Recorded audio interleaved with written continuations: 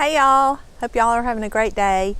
We are in the first week of February and we purchased a pot of First Love Veronica last season at the end of the year, probably September, October, on clearance at our local box store.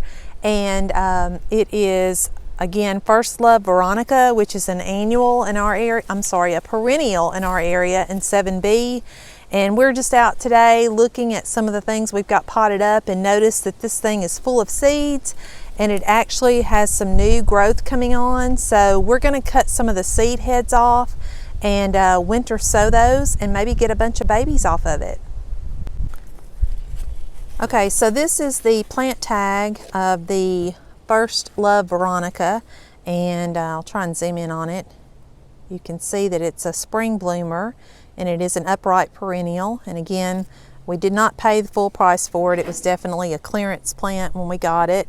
We probably paid $2 or $3 for it, I'm sure, and you can look at the requirements for it. But if you notice, there is a lot of new growth here on it, which we're excited about, that it actually survived. It has been outside all winter long, just sitting outside under kind of under a tree area, but it has definitely gotten snow and ice on it in our area. But if you notice, all of these seed pods here just covered with seeds, and that's what we're going to be cutting off today. And let me get a little bit of it here in my hand. You can see the seeds. There's just hundreds and hundreds of these seeds. So we're going to get some of these off and winter sow them today and see how they turn out.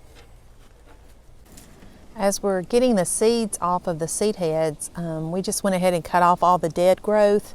But like I mentioned before, you can see the new growth coming up, and we just left the cut the old dead stems off. I've not grown Veronica before, so I'm pretty excited to see how this turns out. The picture's beautiful, and it says that it is actually the bloom season shows that it is actually spring and summer for our area. And the average mature height is 12 to 18 inches.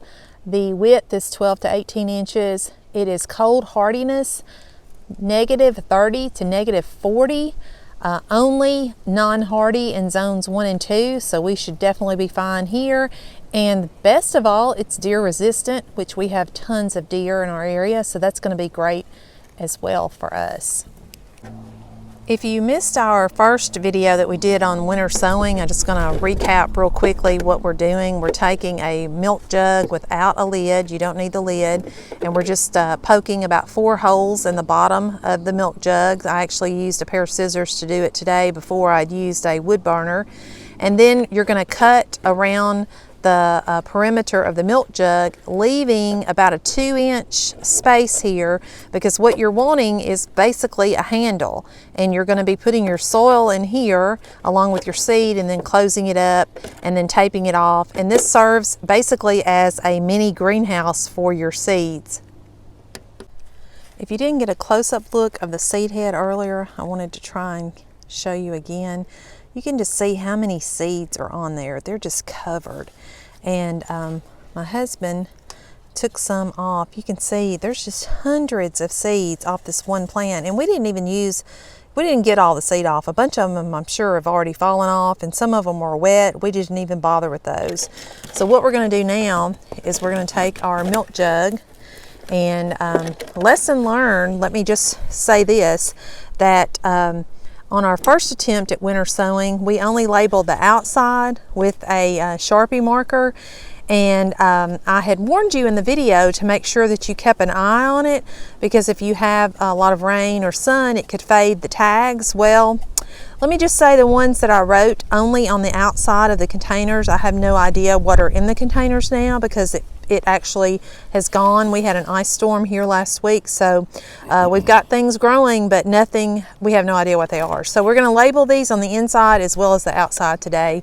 And what we're going to do is bury, we're not even going to put, actually probably just need to take and sprinkle some seeds on here. I'm not going to put a ton. It's probably way more than we need, actually. Put the rest of them back in there. And I'm going to keep those seed to store maybe for later in the year, or another pot if I can get me another milk carton. And I'm just going to lightly cover the seed. And the soil is really wet, which is great. We probably don't even have to spritz it today, but I'm going to cover those up and not really pat them down. Just want to make sure that they're covered. And then we're going to make sure our tag is still in there. And we're going to take some of our handy dandy eBay tape that we have a plethora of, and we're going to go around the milk carton and try and do this as best we can and tape it up. Probably you need to go around it at least a couple, whoops, it's coming off, whoops, sorry about the camera work there. Go around it a couple or 3 times. You want to make sure that it's kind of sealed up. Let me slowly turn the camera back.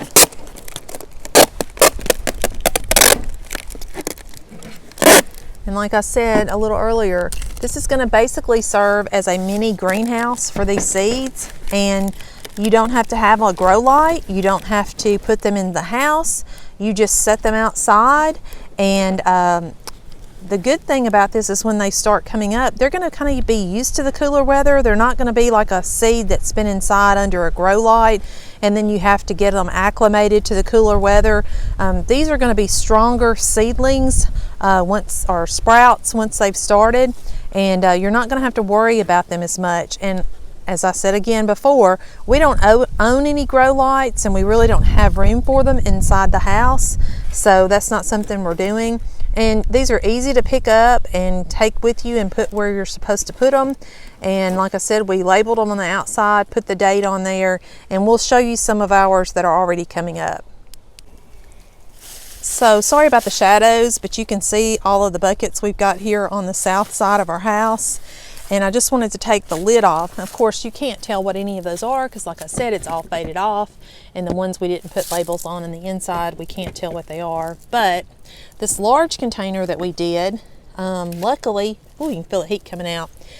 They were all labeled either by tags or on the actual container itself. So we've got lots of radishes, yarrow. The zinnias are not up yet, nor is the lavender. Looks like the lupins are coming up, and I think this might be, yeah, those are lupins as well. So these are doing great. Expect the marigolds and things to come up as well, probably in the next couple of weeks. But so we're just going to put these back. You really don't, you just have to keep a check on them and see if you need to water them. We put holes in the top of these solid lids to mimic the milk jug lid or neck, and you can see as these heat up with the sun, there is condensation which waters your seeds. You can see on the water jugs it's doing the same thing. So this is our first year at winter sowing, and I am super impressed with it so far. Hope this was helpful. Thanks, and y'all have a blessed day.